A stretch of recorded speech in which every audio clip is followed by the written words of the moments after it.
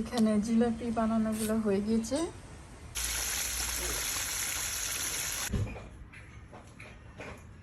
এখানে গরুর মাংসটা হয়ে গিয়েছে। এখানে আমি একটু পেঁয়াজ বাগার দিয়ে দিয়েছি।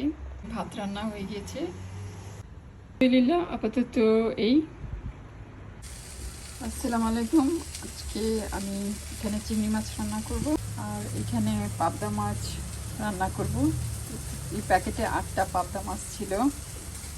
কি মাছ রান্না করব? গরুর মাংস। এখানে পেঁয়াজ কেটে রেখেছি, তো আমি আস্তে আস্তে রান্নাটা শুরু করে দিব।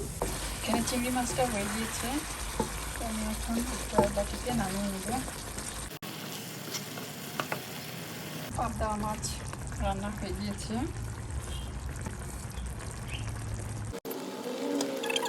এখানে কেচকি মাছটা নিয়ে নিয়েছি, তো কেচকি মাছে পেঁয়াজ দিয়ে দিচ্ছি।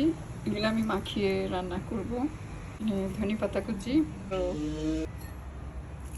লবণ, এখানে হলুদ মরিচ, সাথে টমেটো আর আলু দিয়ে দিয়েছি। এখন সবগুলো আমি একসাথে মেখে বসিয়ে দিব অল্প তেলে। এখানে হচ্ছে কেচকি মাছ, আলু, টমেটো দিয়ে, কাঁচামরিচ, ধনে পাতা সব একসাথে দিয়ে। এখানে আমার গরুর মাংসটা হয়ে গিয়েছে। ভাত রান্না হয়ে গিয়েছে। আমি রান্না করেছি চিংড়ি মাছের দো পেঁয়াজি। এটা হচ্ছে কেচকি মাছ, আলু টমেটো দিয়ে চচ্চড়ি। এটা হচ্ছে পাবদা মাছ, পাবদা মাছের দো পেঁয়াজি। এখানে আছে ডাল, ডাল সামান্য রান্না করেছি। এখানে আলু পরোটা। আলহামদুলিল্লাহ, আপাতত এই। এখানে পায়েস রান্না করা হয়েছে।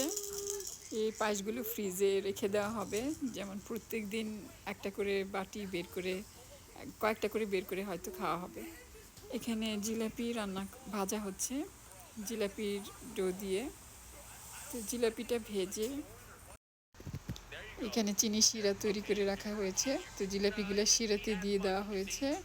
তো দিয়ে দেওয়ার পর এই যে এখন এরকম হয়েছে জিলাপিটা।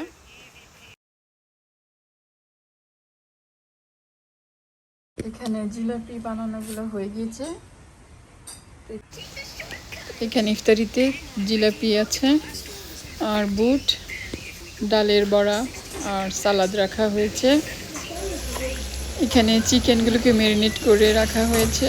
এখানে চিকেন ফ্রাই ভাজা হচ্ছে।